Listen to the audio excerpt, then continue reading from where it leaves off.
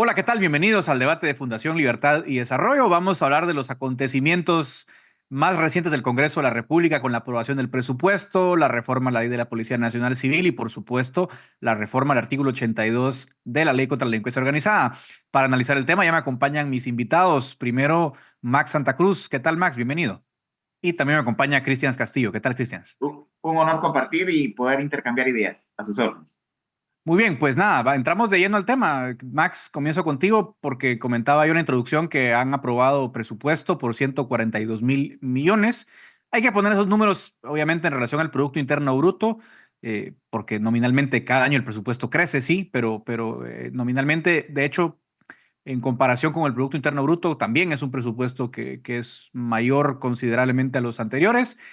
Pero también, para empezar, antes de entrar a los números, Max, ponerlo en contexto y es que parece que hay un paquete, ¿no? Se aprueba presupuesto, pero a cambio también se aprueba la ley de la Policía Nacional Civil, la reforma, más bien a esa ley, y la reforma al artículo 82, que como he explicado, la reforma al artículo 82 de la ley contra la delincuencia organizada, para efectos prácticos, es lo que ayudará al partido Semilla a recuperar su bancada. Y eso, obviamente, Max, tiene consecuencias en términos de gobernabilidad para ellos, porque les permitirá volver a presidir comisiones el año que viene. ¿Cómo ves ese combo que se ha negociado anoche en el Congreso?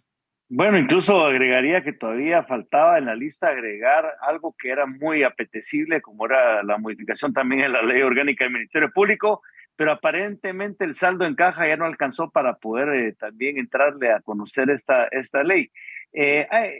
Estamos viendo lo que tal vez en otros momentos y en otras legislaturas hemos presenciado en esa forma de entender las dinámicas legislativas, a veces de aceitar la maquinaria, solo que ahora no, tal vez con el sobre de Manila en mano, pero sí a través de la posibilidad de los recursos asignados a través de los consejos de desarrollo, departamentales de desarrollo, y especialmente en el interés que han puesto los diputados distritales en que esto tenga una movilidad en términos de las necesidades de unos, como es el caso de la bancada Semilla, en buscar y recuperar el espacio político que ha sido limitado durante todo este año, y otros que están buscando la posibilidad también no solo de llevar la obra, pero también de retomar las viejas prácticas del pasado, en donde muchos, en contubernio con algunos alcaldes y miembros de los consejos de desarrollo, han hecho verdaderamente empresas de riqueza que uno todavía pues, no entiende. Ahora, la ley de la Policía Nacional Civil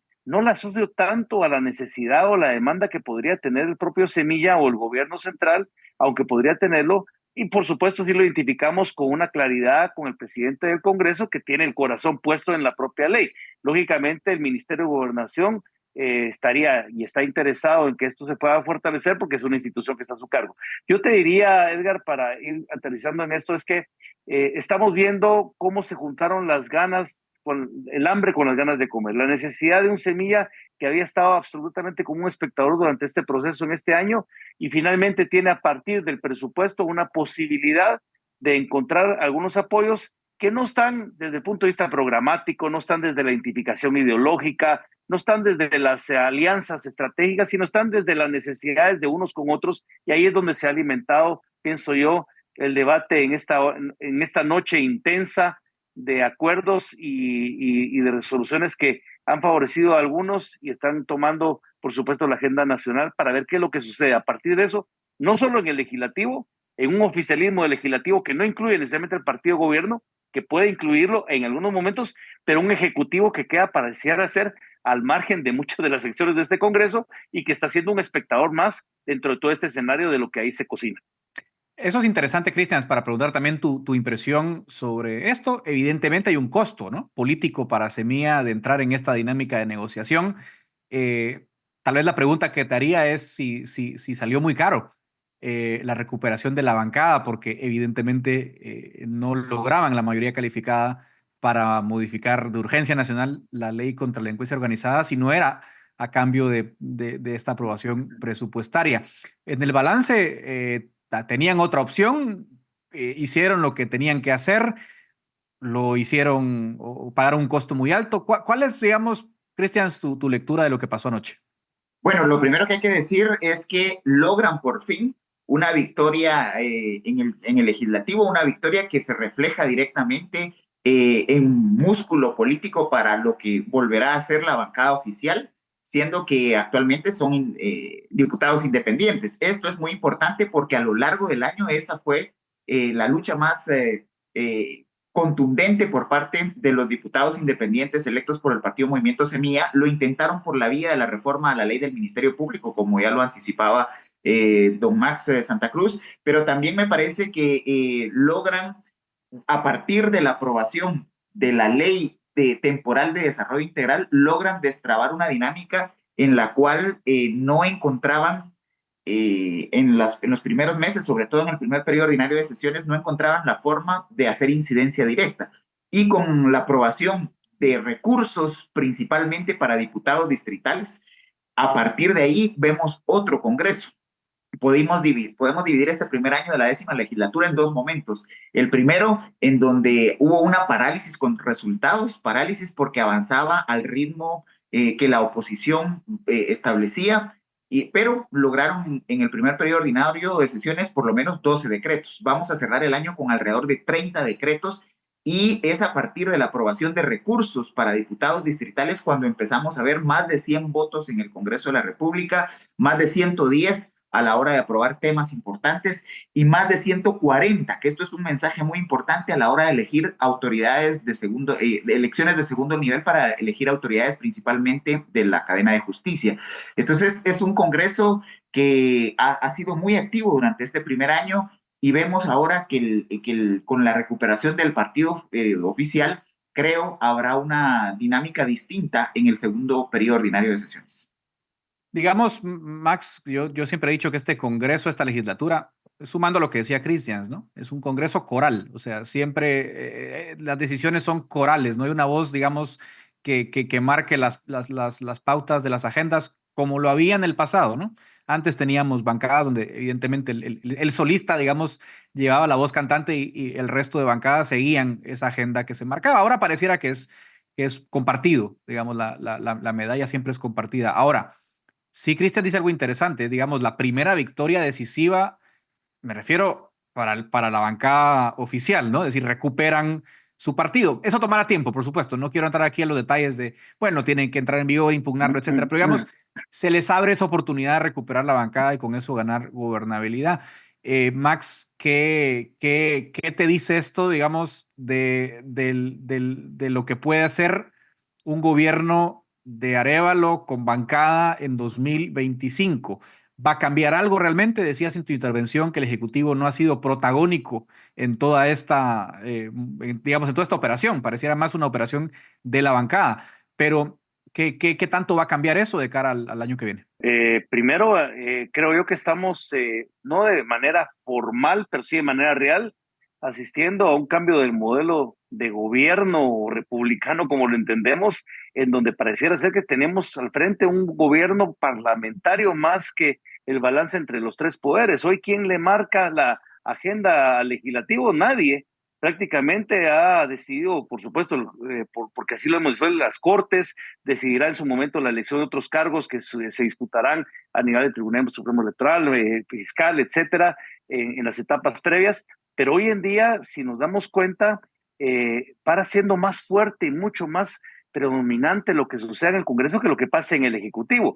Lo que sí sucede es que la apuesta a partir de la disposición de los recursos que tenga el Ejecutivo el próximo año, donde se van a acabar las excusas de haber estado amarrado en términos de su bancada oficial en el Congreso, en donde se acaban las excusas de no haber tenido a disposición los recursos suficientes para poder haber diseñado cuáles son los objetivos principales que se tienen dentro del desarrollo de la agenda del plan de gobierno de Semilla, se vuelve una verdadera oportunidad para poder demostrar de qué están hechos o una tumba prematura a 3 años de la administración, en donde si no hay mejores niveles de ejecución, no hay mejores niveles de respuesta a la población para pasar del estado ideal, que es el que está diagnosticado, hacia el estado funcional, que es lo que la gente está esperando como respuestas en el día a día, en términos de seguridad, en términos de educación, en términos de salud, que se cae a pedazos, en términos de una infraestructura que fue ineficiente, más allá de las justificaciones que querramos ponerle a quien estuvo o quienes estuvieron al frente de la cartera de comunicaciones. Creo que ese es el gran desafío, pero también hay que ver que las alianzas como tal o lo que ha permitido llegar a esos encuentros nos lleva a que hoy en día la oposición en términos reales se reduce a un grupo de 29 diputados aproximadamente, no más de 30, que quedan relegados por razones de dinámicas de las bancadas, en donde los propios partidos se han quebrado en muchas de opiniones, división entre distritales y entre listados nacionales. Basta ver, por ejemplo, la bancada del partido Vamos, que de los 39 diputados que tienen, 22 votaron a favor de la modificación del artículo 82. Eso ya te demanda una posición específica que podemos ver o vamos a ver de aquí en adelante, en que va a reflejarse de manera de pronto alterna en cada una de las batallas que se libren en el Congreso. Yo creo que eso nos lleva a pensar quién va a ejercer las labores de fiscalización, quién va a ejercer las labores de verificar que el gasto sea de calidad, quién, hasta dónde va a llegar este compromiso que, aunque está amarrado hoy en día por intereses reflejados en el presupuesto, va a poder trascender a otros niveles dentro del camino que todavía Semilla tiene que caminar junto con el Ejecutivo. Y el Ejecutivo tendrá que, por supuesto, dar la nota para que no quede rezagado de lo que se discuta en el Congreso de la República, porque si no va a ser un observador más del proceso. Claro. Ahora, lo que nos plantea Max Christians es que, bueno, ahora al Ejecutivo lo que le corresponde es dar resultados para mantener esa legitimidad popular. Pero lo otro es, y la otra lectura de todo esto, Christians, es que un Ejecutivo débil, asediado por la Fiscalía, yo creo, derrotado en múltiples ocasiones en esa confrontación, manda un mensaje y es, no tienen 107 votos para desaforar al presidente, que es un poco el escenario más pesimista que se podía plantear una presidencia tan débil como la de Bernardo Arévalo. Entonces, me parece que ese no es un detalle menor, Christians. Desde luego, porque todos los análisis al inicio de este gobierno eran que iba a ser un gobierno débil con un Congreso tomado por la oposición, encabezada por el partido Vamos, y que además buscaba a toda costa no solo desaforar al presidente, sino eliminar al partido Semilla y en alguna medida intentar posicionar a un actor al frente del Ejecutivo que no fuera electo por la población en elecciones generales. Esos eran los grandes escenarios fatalistas. No se concretó. Hay que decirlo, ni la oposición extrema ni el oficialismo han sido los actores determinantes de la dinámica legislativa. Hace unos días hablaba con algunos diputados que han liderado debates más específicos, como por ejemplo las reformas a la ley, ahora ya ley aprobada de competencia y otros temas económicos, y ellos hablaban de que había alrededor de 100 votos, 100 diputados en el Congreso de la República que no están plegados orgánicamente ni a la oposición de Alan Rodríguez y la bancada Vamos, ni al liderazgo de los independientes, que en su momento ojalá recuperen su bloque legislativo como partido Semilla.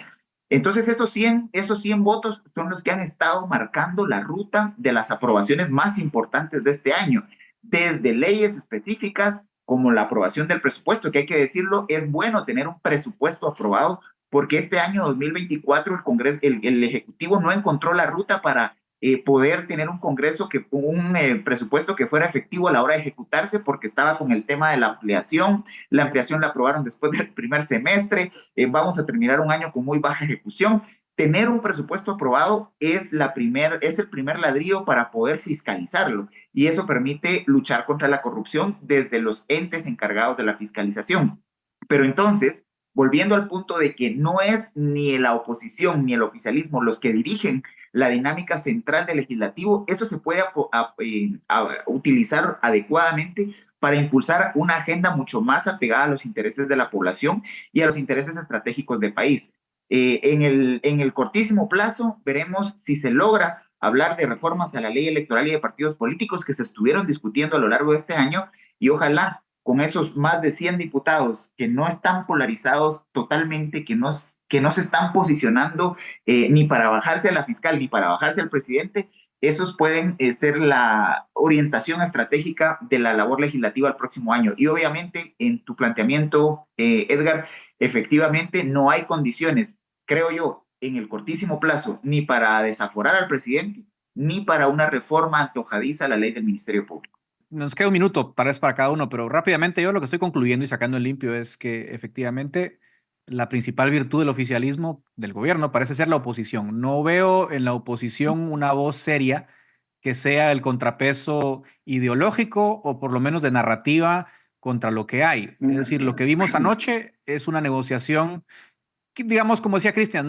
quizás no con sobres Manila, que es lo que consta, pero una negociación política en la que obviamente están ganando los actores que no son populares entre la gente, pero al mismo tiempo las voces disidentes parecen ser voces que no tienen credibilidad. Alan Rodríguez, el partido Vamos, partido Valor muy venido a menos. Es, a mi juicio, la principal virtud del gobierno es que tiene una oposición bastante venida a menos. ¿Qué debería priorizar el gobierno, Max, en un minuto, si tuviera que priorizar algo para dar resultados a la población y decir estoy cumpliendo? ¿A dónde debería ver el gobierno como un objetivo de corto plazo? Yo diría que tienen rápidamente que empezar a creer primero de que no están todavía o ya no tienen el aura embestida de la magia que lo llevó en esa batalla desde la primera vuelta hasta tomar posesión con todos los traspiés que hubo provocados por una dictadura de sistema y una institucionalidad que jugó en contra de la democracia. Si estamos a partir de eso dándonos cuenta cuál es la realidad que tenemos que enfrentar, depende de las acciones, podría ser desde la ejecución y cumplir con las expectativas que tiene la población de un Estado que no sea inmóvil, que no sea idóneo, pero que sea absolutamente ineficiente en términos de ejecución. Y tal vez yo creo que ya va tarde el presidente, muy, muy tarde, pero el postergado y siempre necesitado espacio de diálogo para poder provocar acuerdos y desde los acuerdos llegar a acciones, creo que va a ser fundamental. El presidente está a punto de perder esa credibilidad que todavía puede tener frente a algunos sectores y que a nada está de que ya cuando de repente vuelva a levantar el teléfono, sencillamente no haya quien conteste, sino que toda la dinámica nacional se vaya a manejar en el Congreso de la República por actores totalmente distintos al presidente, al Ejecutivo, y que sencillamente van a llevar agendas que van a cambiar mucho el escenario de lo que resta en la administración de Bernardo Arévalo, aún teniendo 535 días enfrente de un periodo de la fiscal general que termina el 16 de mayo y que sin duda marcó la administración de Bernardo Arévalo, pero veremos hasta dónde dejamos Sí. que este periodo trascienda o no. Ahora, Cristian, para ti, esa prioridad, supongo que el horizonte inmediato debe ser ese mayo 2026 cuando se cambia ACC y fiscal general. ¿Qué debería ser el objetivo número uno? Pero me parece que el objetivo número uno es ser efectivo como gobierno central, como ejecutivo para ejecutar en el año 2025. No van a poder decir que no tuvieron recursos, van a tener uno de los presupuestos ideales en los últimos lo que va del nuevo siglo. Van a recuperar su bancada, van a tener la posibilidad de definir algunos temas que le interesan al Ejecutivo y poderlos canalizar en el Legislativo a través de su representación del bloque legislativo. Es decir, van a tener lo que no tuvieron en este 2025. Ojalá que la prioridad sea ejecutar, poder, obviamente de manera transparente, darle a la población lo que espera. Pero un elemento muy importante, Edgar, hablabas del costo, de lo que le va a costar al oficialismo recuperar su bancada y obviamente al Ejecutivo el costo de poder nuevamente estar en la discusión y en la negociación política. Eso pasa por no decaer en el combate a la corrupción. La fiscalización de la ejecución de esos fondos, no solo en calidad, sino en formas de asignación de obras y sobre todo en evitar que hayan escándalos de diputados o de constructoras o de personajes que salgan beneficiados con esta danza de millardos. Eso creo que podrá pues fortalecer al presidente Arévalo, fortalecer al partido Movimiento Semilla y darle a la sociedad una mejor esperanza de que en lo que queda del gobierno se puedan tener resultados efectivos y sobre todo de beneficio para la población. Bueno, hasta el tiempo no perdona, así que hasta aquí llega el espacio. Gracias, Cristian Castillo, Max Santa Cruz, por esta conversación. Nos vemos la próxima semana en el debate de Fundación Libertad y Desarrollo.